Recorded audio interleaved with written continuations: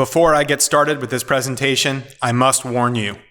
The views in this video are very controversial, and some find my financial predictions scary. Believe me, I don't want to frighten you. However, I can't be silent about my latest research. The fallout and trends explained in this video are among the most important and powerful I've uncovered in my career. You see, over the past 2 years, I've made some bold predictions on many of the web's most popular financial sites, on television, at financial conferences, and on my weekly radio show, Capitalist Times Radio. No one believed me nearly 2 years ago when I said it was time to take profits in deepwater contract driller Seadrill due to deteriorating demand and excess rig supply in the deepwater drilling market. And on September 18th, 2014, I received hate mail from some readers when I reiterated my call to sell Seadrill right away on a popular financial website, warning readers the stock's 13.2% dividend yield was at risk. But on the day before Thanksgiving, Seadrill discontinued its dividend, losing 23% in a single day. The stock has plummeted 83.2% since I recommended taking profits nearly 2 years ago. And no one believed me last November when I warned investors to avoid High Crush LP, Emerge Energy Services, and US Silica, three of the most popular energy stocks widely recommended by my peers in the financial research business. These companies mine and produce proppant sand, a commodity that's been in extremely tight supply, but that's absolutely crucial to producing oil and gas from shale fields like the Bakken, Eagle Ford, and Marcellus. Just a few months ago, the largest oil and gas producers in the U.S. were begging for more supply. They were willing to pay ever higher prices for reliable deliveries of proppant from companies like High Crush. And as Master Limited Partnerships, or MLPs, High Crush and competitor Emerge yielded over 7% in late 2014. With the frac sand stocks well off their 52-week highs, many analysts and investors felt the group was an incredible bargain. Some laughed when, in late November, we predicted names like High Crush and Emerge would be forced to slash their distributions to investors to preserve cash. We warned that we saw additional downside of 40% to 60% in the most popular fracturing sand stocks. Yet since our warning on these stocks late last year, Emerge has tumbled 77%, High Crush is down 67%, and US Silica is off 45%. Management in Emerge has already cut its quarterly distribution by 52.5%, and we're looking for more cuts later this year. And on July 22nd, 2015, High Crush LP cut its payout by nearly 1/3, and the stock tumbled around 10% in a single trading day. In short, most of our peers thought we were absolutely insane to warn our subscribers to sell out of many popular energy stocks this year, and to call for significant additional declines in the group. This February, one reader wrote to tell me I was, quote, virtually alone in recommending investors sell the group. You see, most other energy analysts he followed were telling him it was a great opportunity to buy up high-quality energy stocks, trading 30% and 40% down from their 2014 highs. And just a few weeks ago, on May 19th, I wrote that investors should be skeptical of any rally in oil prices and energy stocks. I predicted oil prices would see a new leg lower by mid-year, taking most energy stocks with it. You see, just 2 months ago, many of my peers in the financial newsletter world were predicting a second-half rally for oil prices back to around $70 a barrel. These pundits were signaling the all-clear to buy undervalued energy stocks aggressively. Heck, even Barron's, the popular financial news weekly, ran a headline earlier this year, "Buy oil now, here's how." Yet once again, our research proved correct. Oil prices are sinking to 6-year lows right now, down close to $20 per barrel over the past 2 months alone. Energy stocks are the worst performing sector in the S&P 500 so far in 2015. And, as I write this letter, many of the names we've been warning about are sinking to new 52-week lows. I'm talking about popular stocks like drilling equipment giant National Oil Well Varco, down 38.7% so far this year alone. High-yield master limited partnerships like Lynn Energy and Brightburn Energy Partners, falling 63.5% and 71.5% respectively year to date, on top of more than 60% declines in 2014. The critics haven't been able to refute my research. However, they've been unwilling to accept the enormity of the changes underway.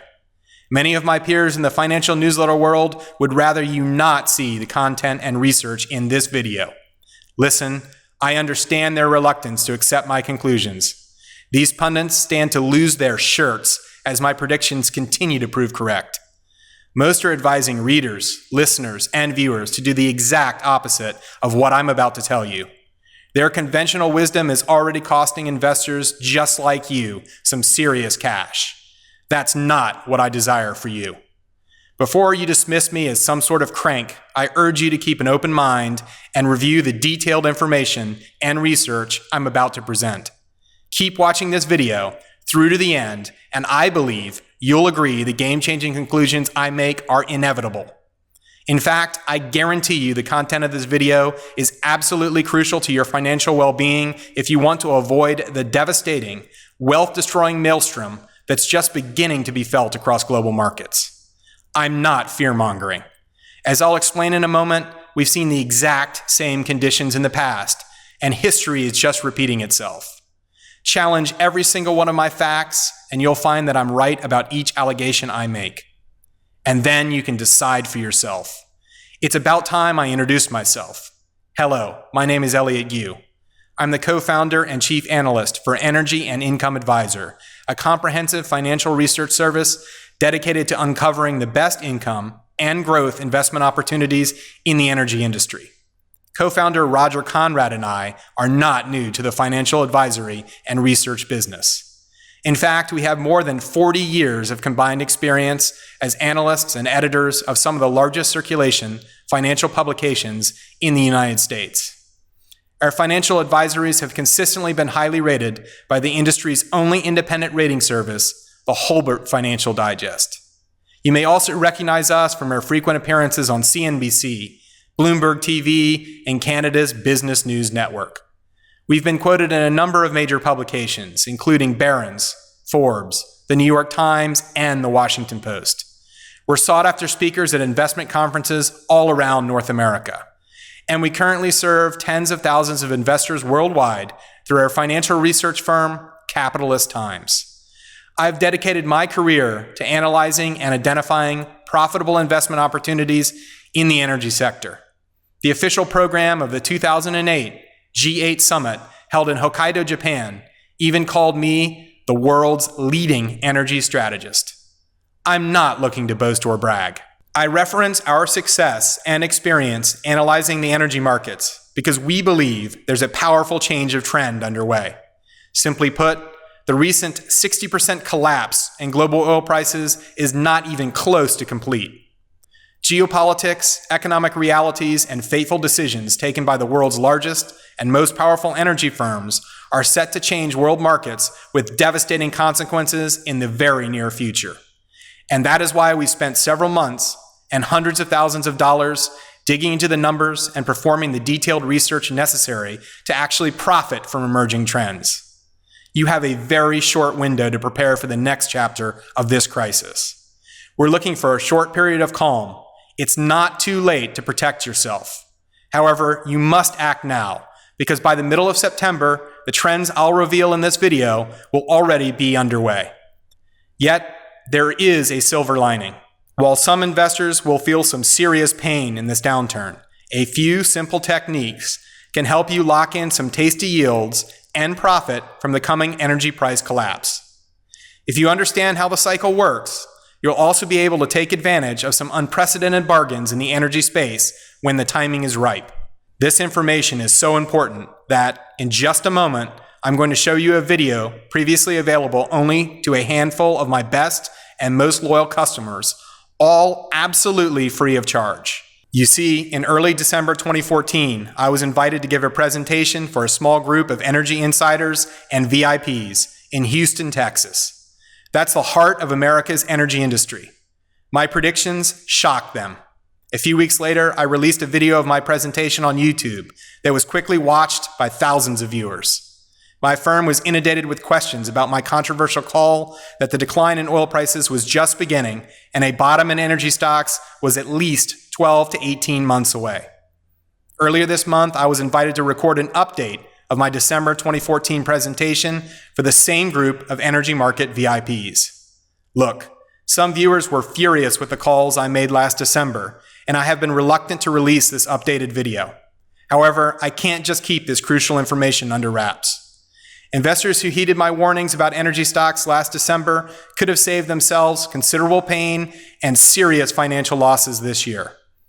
I've resolved that I'd rather face some controversy this summer and read a few nasty emails than hide this crucial information behind a paywall. Listen, I believe the video update I recorded a few short days ago may be an even more important presentation than the calls I made in December. I've got to warn you, this video is raw and only lightly edited. My talk was unscripted. However, I just couldn't delay giving you this crucial information any longer. Not to clean up the audio or make a few charts look prettier. I guarantee I won't waste your time. Listen to this video through to the end. I'll explain exactly why the pundits have been so wrong about oil prices. And you'll see why the advice of some of the most popular energy analysts out there could cost you some serious cash. I'll also show you what I believe is a crucial diagram explaining what's happening in energy markets. A diagram that can help you pinpoint the perfect buying opportunity in the group. Don't delay. There's only a short window of time, a brief calm before the storm. You must act now to protect yourself and your portfolio. Please don't risk losing your shirt.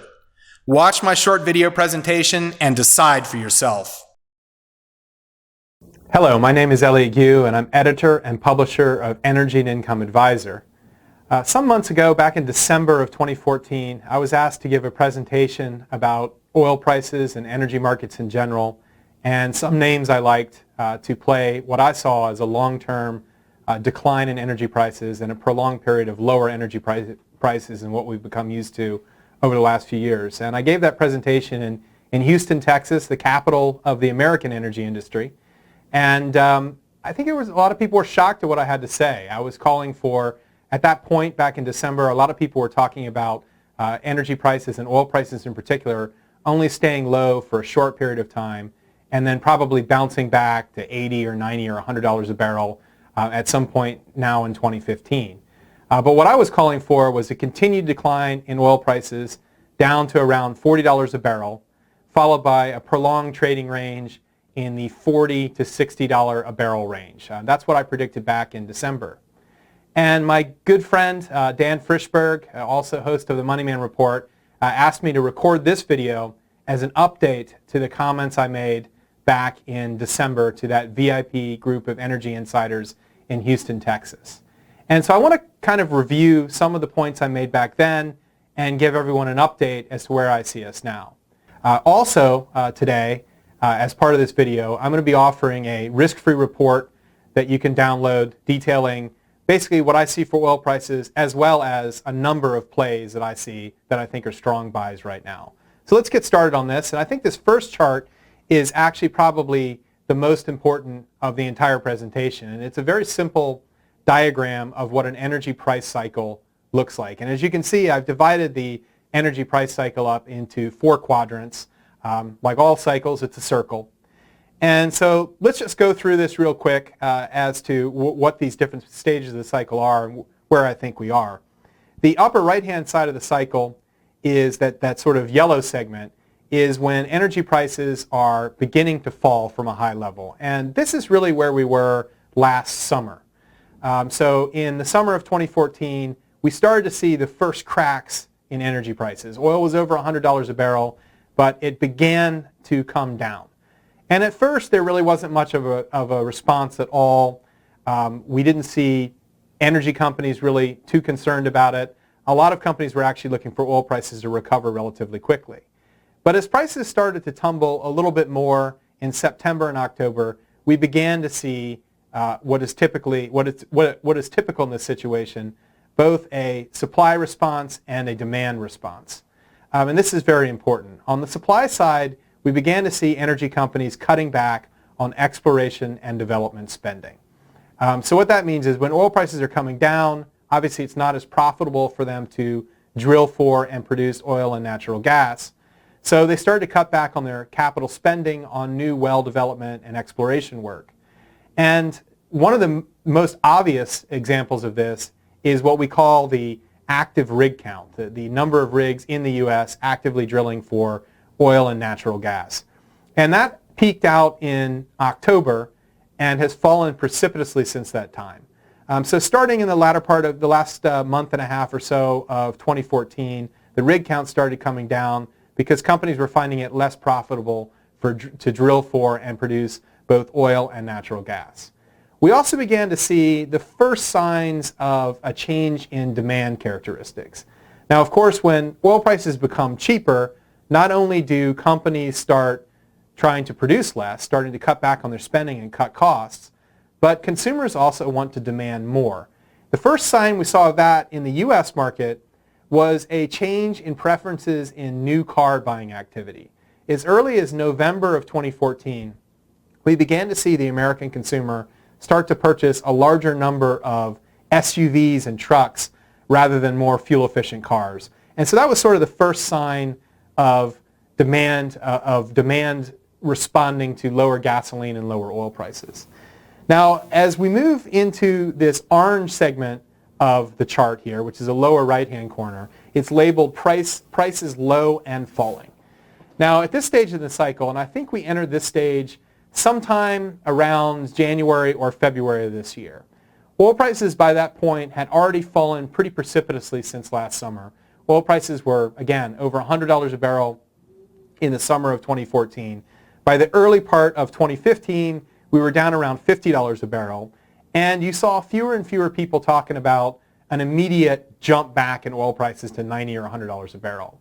As a result, we saw again both a supply and a demand response. On the demand side, demand for oil and natural gas was still very strong compared to what we've seen in prior years because the prices were down. And we're still seeing that today, by the way. Here in the summer of 2015, which of course is the peak demand season for oil in the U.S. because it's what we call summer driving season, we're actually seeing record throughput at U.S. refineries. Now what that means is that never before in the history of the country has more oil been flowing through U.S. refineries to be turned into gasoline than has been the case in July of 2015. In 1 week of reported data, 16.8 million barrels of oil flowed through U.S. refineries per day that week, which is a record level of demand. This is actually a very strong summer driving season. Why is that the case? Well, gasoline prices are much lower than they've been over the last few years, so Americans are responding by driving more. On the supply side of the equation, we're seeing deeper and deeper and deeper cuts in capital spending. So we're seeing companies cancel offshore rig contracts. For example, recently ENSCO, which is a major contract driller which works in the deep water, places like the deep water Gulf of Mexico, as well as deep water offshore Africa, deep water Brazil, they actually had a contract on a rig canceled by the operator. And what that means is that the operator actually walks away from their contract to use that drilling rig. The reason that's happening is at $50 or $60 a barrel, it's no longer profitable to drill for oil in many of these deep water environments. So companies, rather than hiring a rig, are simply walking away from the rig contract, paying the breakup fee for that contract because they can't make money. Onshore in the U.S., the cutback has been even more dramatic.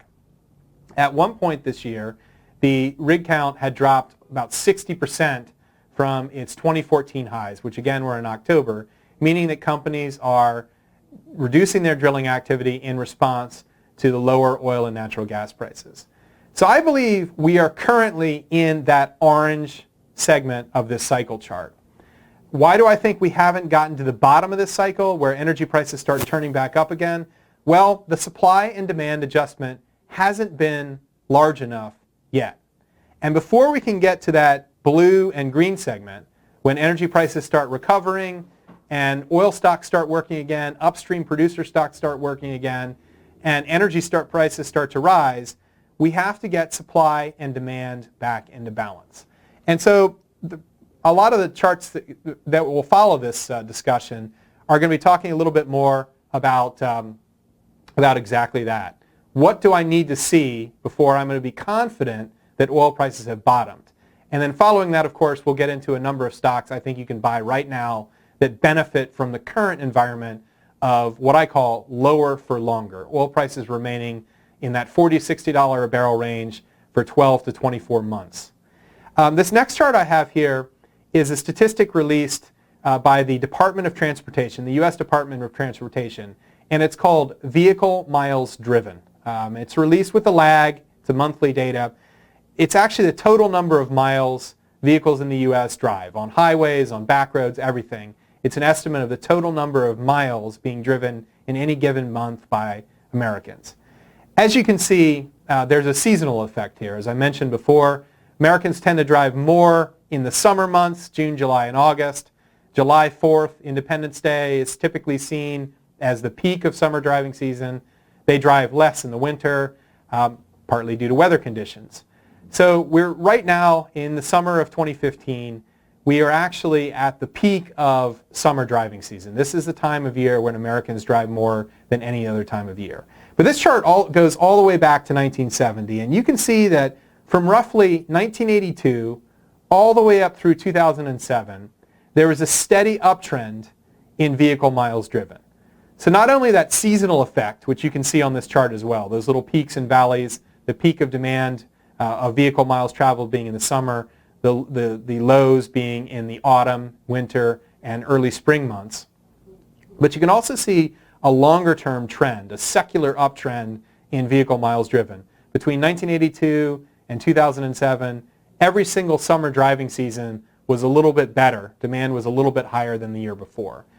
Consequence of two things. First, we saw generally a strong environment for the economy for most of the period from 1982 up through 2007. Secondly, of course, for a lot of that period, from roughly 1985 all the way up through 2000 or so, gasoline prices were actually really weak. Oil prices were actually really weak. So it was becoming cheaper for consumers to drive. So we saw a steady uptrend in vehicle miles traveled. That came to an abrupt halt in 2007. That, of course, was due to the 2007 to 2009 financial crisis and recession, where we saw vehicle demand, vehicle miles traveled, oil demand really plummet in the U.S. Since then, since the lows of that recession in roughly 2008 and 2009, we've seen somewhat of a recovery in vehicles mile traveled, but no new highs in demand for oil until this year, until 2015.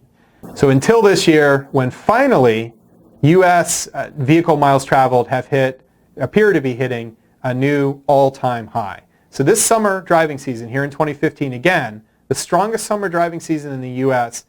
on record.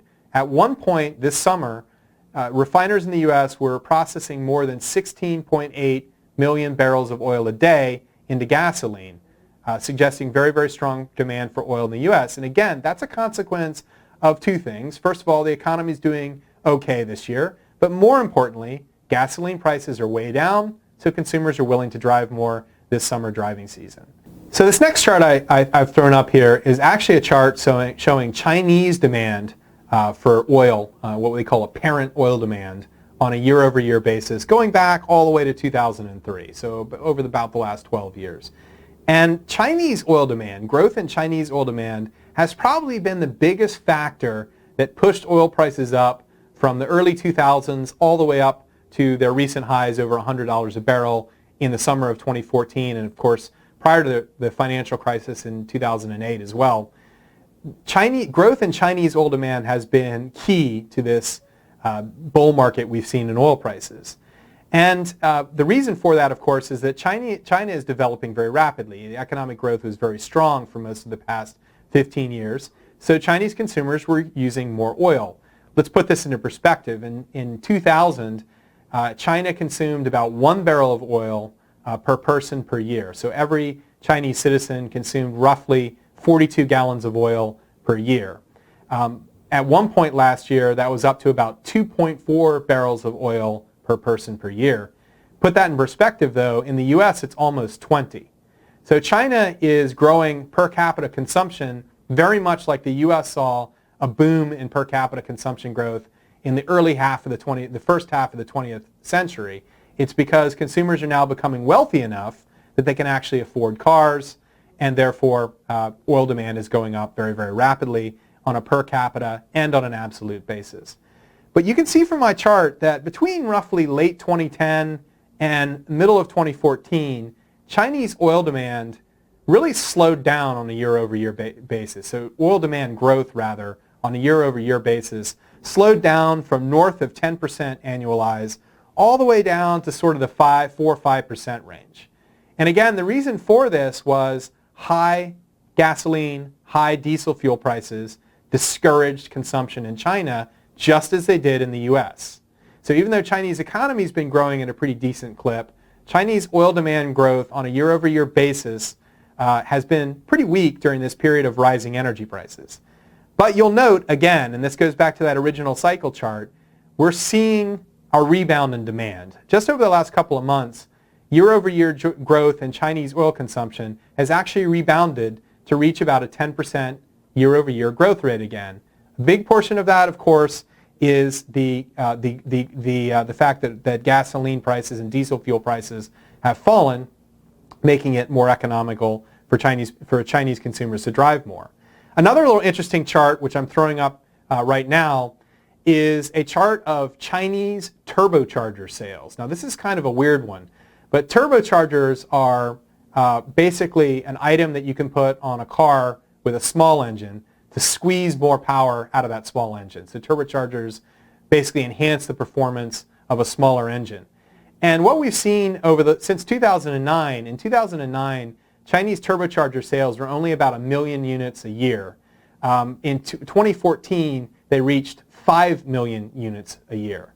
And this is yet another sign of Chinese demand destruction, oil demand destruction, during that period of high and rising energy prices between 2009 and 2014. Because oil prices were rising, Chinese consumers were looking for ways to conserve their consumption of oil, to cut back on their consumption of oil. And one way that they did that was by buying smaller cars with turbochargers installed to enhance their performance.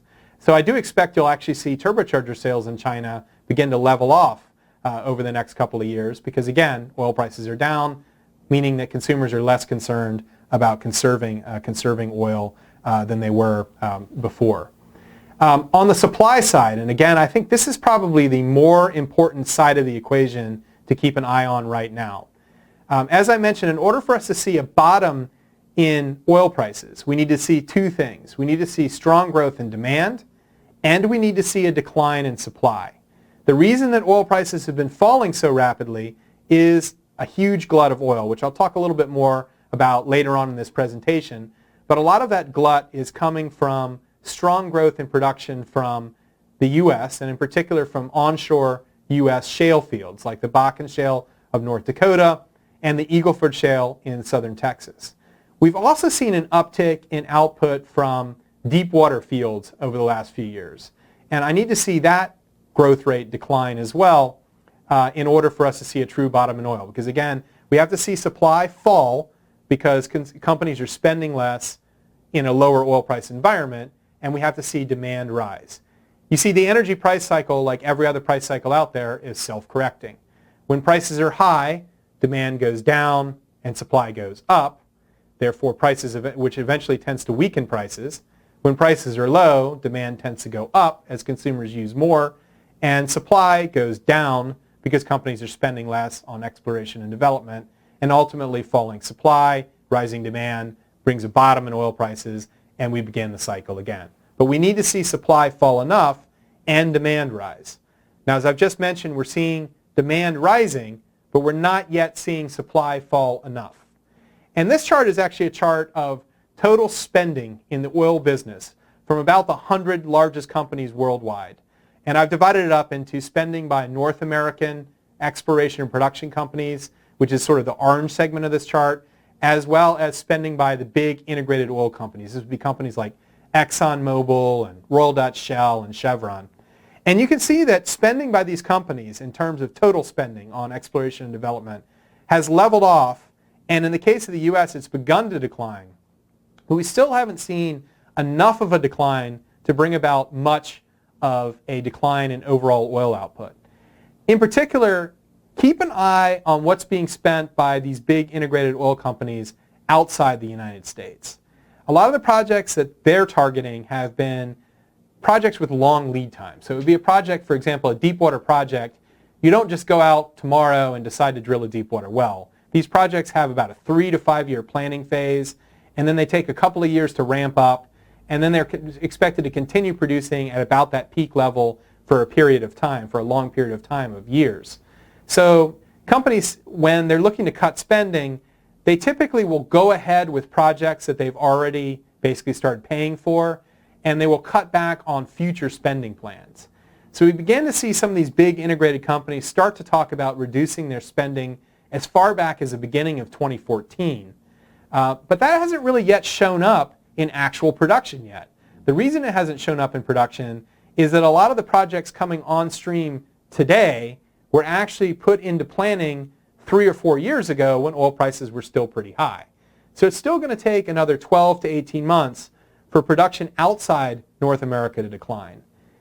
Inside North America, projects tend to be what we call short cycle projects. And what that means is that a company drilling a shale well in, say, North Dakota, it only maybe takes them 15 days, 10 to 15 days to drill that well.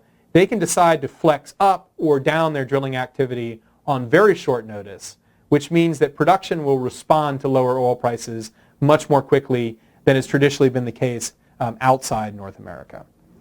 So throwing up this next chart, this is actually a chart of total U.S. oil production. I promised a little earlier on in this video I would talk about the main reason that the world is oversupplied with oil right now, and this is it. And you can see here I've put production from several of the major shale plays specifically labeled on this chart. The Bakken Shale, centered on North Dakota and a little bit in Montana. The Eagle Ford Shale, which is located in southern Texas. The Permian Basin, located around Midland, Texas, in the western part of the state and across the border into New Mexico. And the Niobrara Shale, which is located in the Rocky Mountains, centered on Colorado.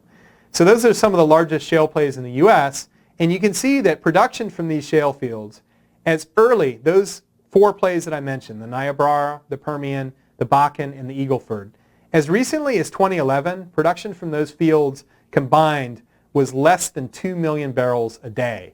Today, production from just those 4 shale fields, not total U.S. oil production, but just those 4 shale fields, is over 5 million barrels of oil a day. So production has jumped by 2.5 times between just 2011 and 2015. So in just 4 years, we've seen a rapid ramp up in output from those 4 shale fields. Total U.S. production has jumped from about 5 million barrels of oil a day in 2011 up to almost 10 million barrels of oil a day as we speak. So U.S. oil production as a whole has doubled to levels that we haven't seen since the early 1970s. So more than 40 years ago is the last time we saw U.S. oil production this strong. Now, that's had a number of effects on the world market, but one of the most important is that some of the traditional producers of oil, and I'm talking about countries like Saudi Arabia, most importantly, as well as some of the other OPEC nations like Kuwait, United Arab Emirates, they started to look at this rapid growth in U.S. oil consumption over the last 4 or 5 years, and they said, the U.S. just 5 years ago was our largest customer, the largest customer for our oil.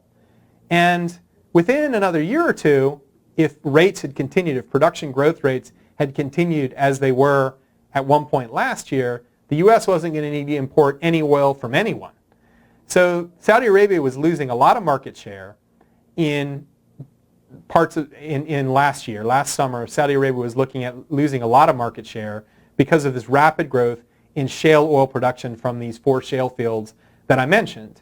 And this reminded them a lot about what had happened back in the early 1980s. Now, back in the early 1980s, we also began to see growth in production from outside OPEC.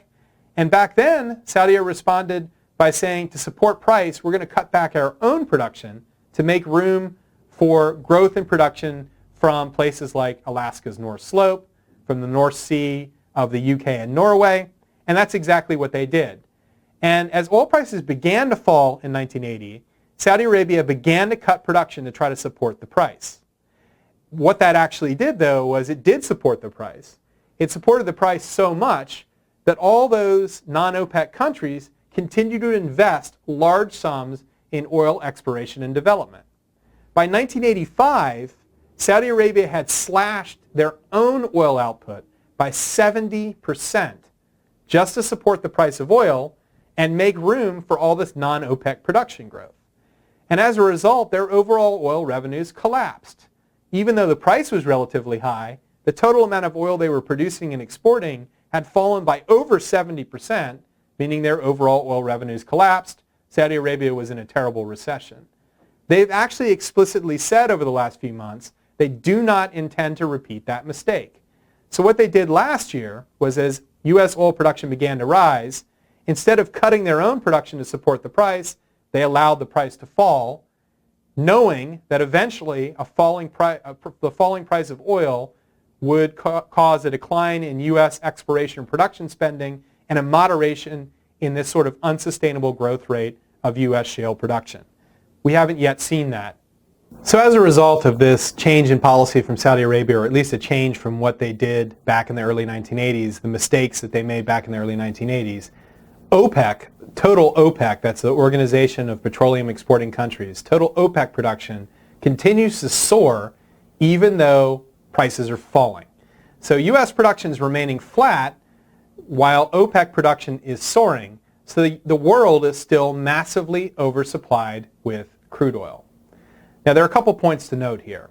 As I mentioned, on the OPEC side of the equation, you're not going to see OPEC change its policy. I know there's some pundits out there calling for OPEC to eventually cut production. They're not going to do that because as far as they're concerned, the policy they're following is beginning to work.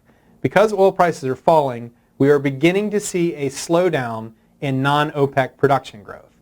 Now remember, last summer, in the summer of 2014, what they were concerned about was that if they supported prices, we were going to see rapid growth in non-OPEC oil production of oil from places like the U.S. shale, rise so rapidly, the production from those shale fields would rise so rapidly, it would displace their market share and mean that their market for oil would begin to be in a prolonged decline, just as it was in the 1980s, and their revenue would drop off a cliff.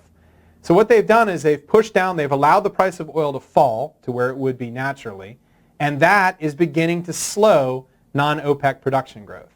There's no reason in the world for them to begin to cut production until they see real signs of an outright decline in production from these non-OPEC countries and the U.S. in particular. We haven't seen that yet. Why haven't we seen that yet? Well, the U.S. rig count has fallen by a lot, by over 60%. But what's actually happening is companies are idling rigs, but they're idling drilling rigs that are drilling in plays that are higher cost plays for them. And they're refocusing their activity on the core of these shale plays, the most productive acreage in these shale fields. And this acreage is so prolific that they can actually produce oil very profitably at $50 or $60 a barrel. And with some cost cutting, they can actually earn as high a return at $60 a barrel as they earned just a few years ago at $80 or $90 a barrel. Why is that the case? Well, companies like services firms that sell services and equipment to these energy producers, they're having to cut their costs to reflect the lower price of oil. And as a result, they're saving a lot of money on drilling wells. So a well that might have cost them, $5 million to drill just a year ago is now going to cost them 20, in some cases 30% less than that to drill today. So they can make money, their break-even costs, they can make money at a lot lower oil prices than they could a year ago. So we haven't yet seen a decline in U.S. shale output, and we're continuing to see a ramp up in OPEC output. And as a result, again, the world is still massively oversupplied with crude oil today. So if we look at this next chart here, this is actually a chart of U.S. oil inventories. And as you can see, U.S. oil inventories, the amount of oil in storage in the U.S. is about 100 million barrels a day, 90 or 100 million barrels a day over what would be considered normal for this time of year. Here's what I'm really concerned about happening over the next 6 months or so. As I mentioned earlier, the U.S. summer driving season peaks out around the July 4th holiday, which means that that's the period of peak demand for oil in the U.S. This summer has been particularly strong demand because prices are down, so people are driving more. As we move forward from midsummer up until September, October, demand for oil is going to fall in the U.S. seasonally, meaning that consumers are going to start to drive less and less and less as we move out of the summer and into the autumn months. To add to that, sometime around late September through early October, a lot of refineries do what's called turnaround. Turnaround is nothing more than they're taking a refinery offline to perform maintenance. They've been running these refineries very hard over the last several months to take advantage of strong demand for gasoline. So they've been running these refineries at close to full capacity. So we'll probably even see a longer than normal turnaround season this autumn, because when you run your refineries very hard, there's more work to be done. You have to do a lot more work to maintain and keep those refineries running at or near full capacity. So we may even see a longer and more severe than normal turnaround season. So that's going to result in oil demand going down even more, because refineries aren't going to be processing as much oil while the refineries are offline. So between July 4th holiday a few weeks ago up through September and October, we're going to see U.S. oil demand generally decline. Now, as I mentioned, oil inventories are already 90 or 100 million barrels a day above normal for this time of year. What do you think is going to happen as demand for oil begins to decline between now and September, October? That's right. Oil inventories are going to remain and may even go farther above normal seasonally. And in fact, as we reach that seasonal lull in activity around October, I think you could actually see inventories begin to rise again to levels where we're concerned, as we were this spring, about actually running out of oil storage in the U.S. The danger there, if that becomes a concern again, you're going to see an even bigger drop-off in oil prices, I think to as low as $30 a barrel at some point this fall or over the winter months when demand for oil is relatively low. So again, oil inventories are falling now seasonally because demand is strong, but by September, October, inventories are going to start rising again as demand for oil slackens off after the summer driving season, and I think that's when you could see the potential for a big decline in oil prices.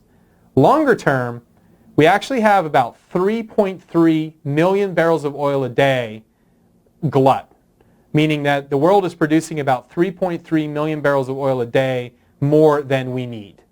That is an unsustainable number. At some point, either demand has to rise enough to soak up that glut, or supply has to fall enough to, again, alleviate that glut. Demand is not going to be able to rise enough. I know there are a lot of pundits out there who say, yeah, but oil demand is very strong globally, which is true. It's just not going to be enough of a demand growth to absorb that entire glut.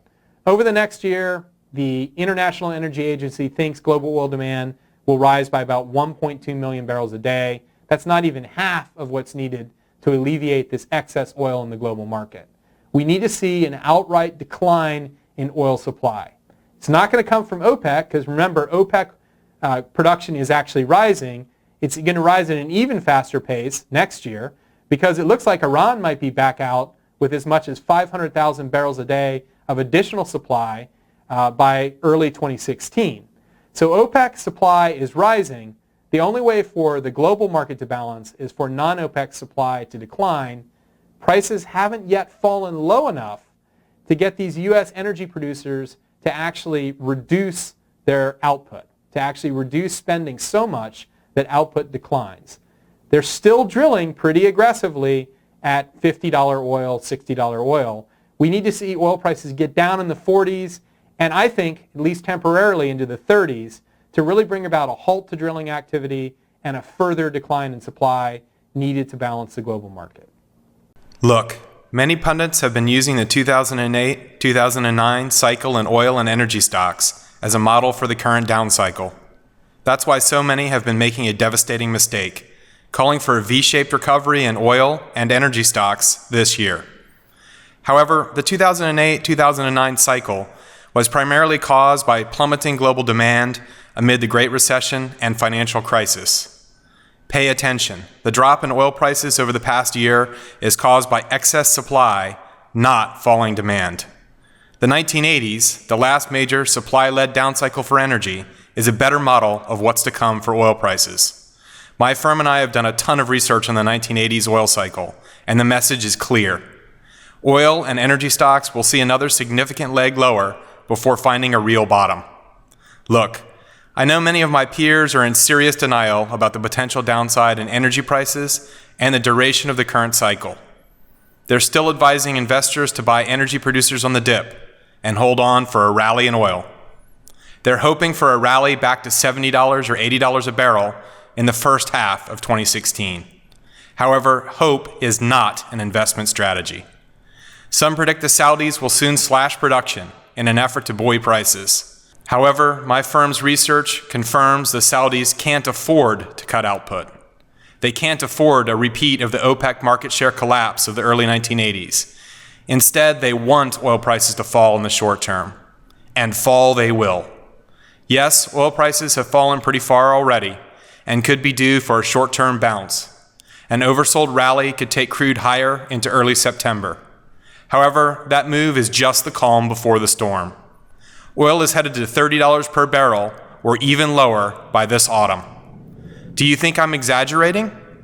Just remember, some sneered when I called for deepwater driller Seadrill to eliminate its dividend last year.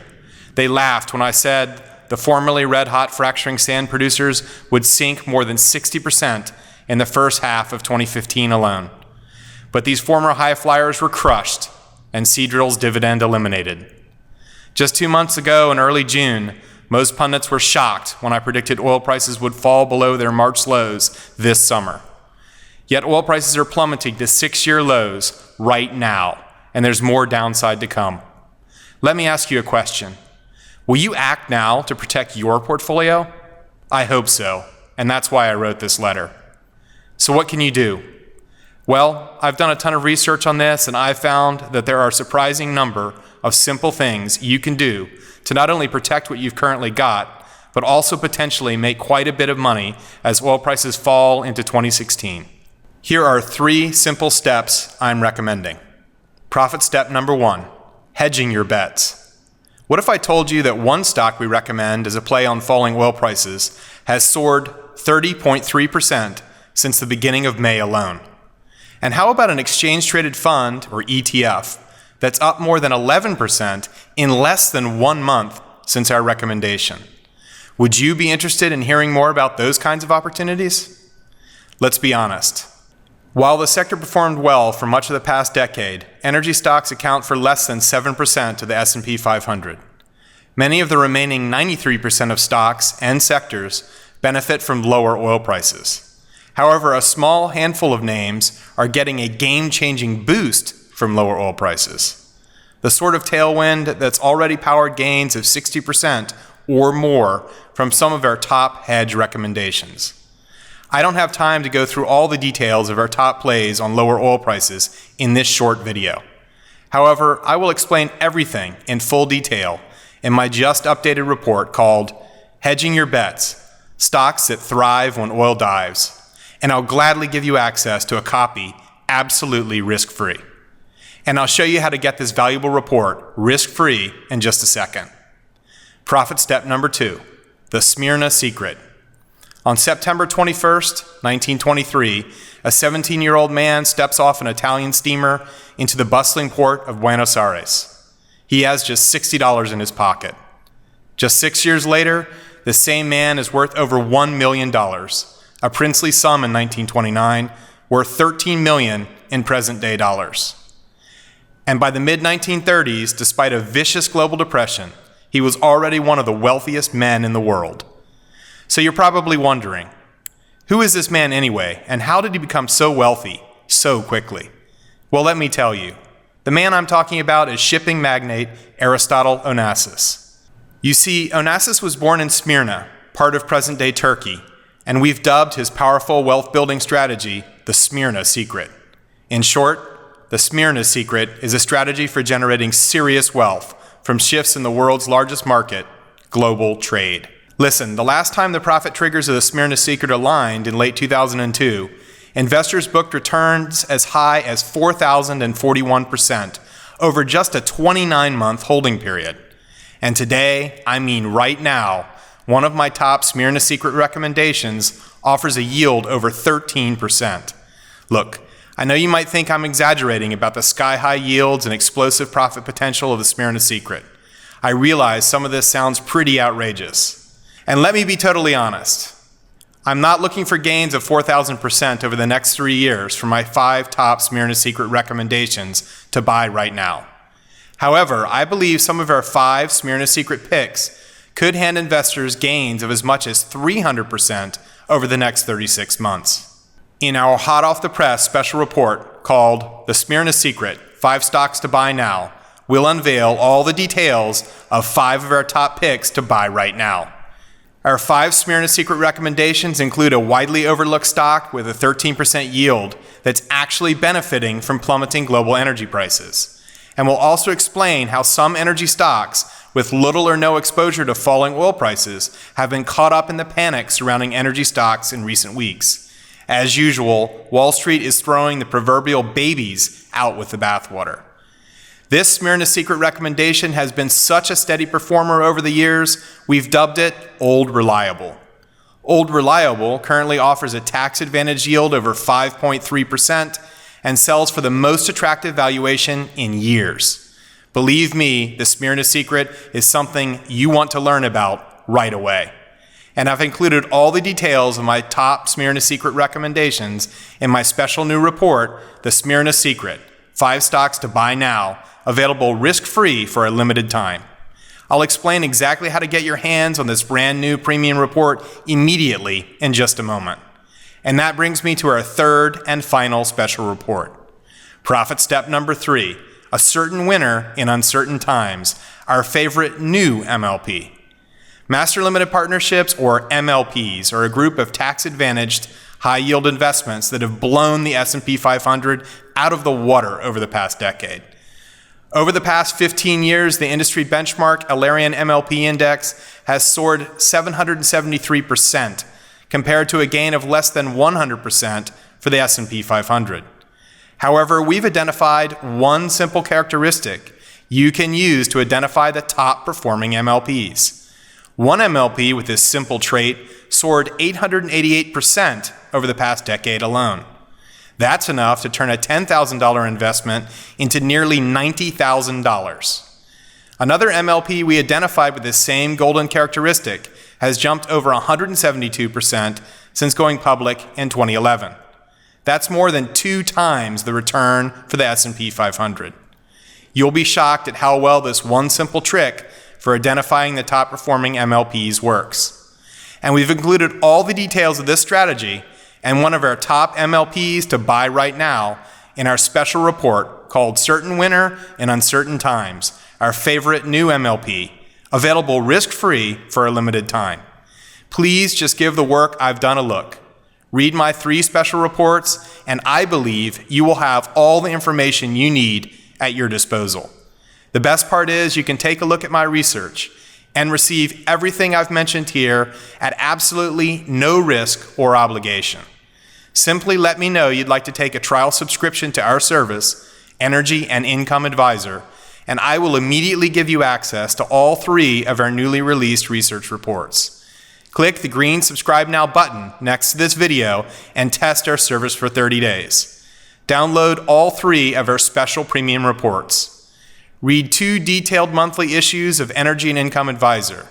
Gain exclusive access to our model portfolios offering suggested allocations for growth, income, aggressive, and conservative investors. Read through our extensive archives. Now let me ask you a simple question. Wouldn't it be great to be able to pose any question you like about the stock market, economy, or individual stocks and bonds and have your questions answered? Let me tell you about our monthly web chats, a feature of our service Roger and I pioneered a decade ago. It is still the most popular feature of the Energy and Income Advisor service. These chats are an opportunity for you to ask us any question you wish about stocks, our recommendations, the economy, or the broader market. Ask any question you like, and we'll answer every question we're asked on the chat. Last month, we were online for more than 5 hours, answering questions posed by subscribers. Our next scheduled online chat is coming up in just a few days. Just enough time for you to read our research and prepare any questions you have. Click the green Subscribe Now button below this video. Sign up for a risk-free trial subscription to Energy and Income Advisor, and we'll rush you the details of how to log on to our exclusive subscriber-only online chat. We believe there's no better service on the market today, and all we're asking is that you give us a fair try and see for yourself. If you don't believe it's worth every dime of the subscription price, cancel in the first 30 days to receive a full refund, no questions asked. And for viewers today, we're offering Energy and Income Advisor at our special introductory price. What have you got to lose? Test our service for 30 days, read our research, and join our monthly web chat. Then decide. If Energy and Income Advisor isn't for you, cancel in the first 30 days, keep your 3 free reports, and I'll refund your full subscription price, no questions asked. Here's to your wealth. To start your risk-free trial, please click the Subscribe Now button next to this video and join us today.